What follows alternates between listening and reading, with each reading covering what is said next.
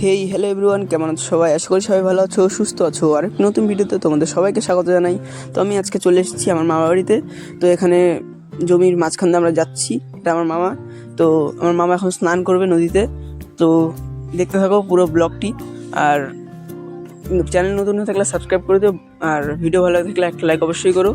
তো আমি এখন নদীতে চলে আসছি। আমার মামা নদীর থেকে আলু খুঁটে খুঁটে উঠাচ্ছে। এই আলুগুলো জমিতে চাষ করা হয়, কৃষকেরা এগুলো নদীতে ধুতে আসে। তো ধুতে নিয়ে কিছু আলু বস্তার থেকে পড়ে যায়।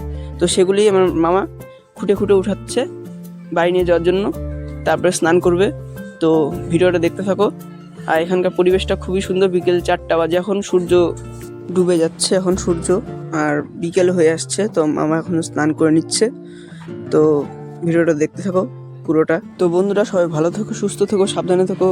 নতুন করে ভিডিওতে দেখা হচ্ছে। বাই বন্ধুরা।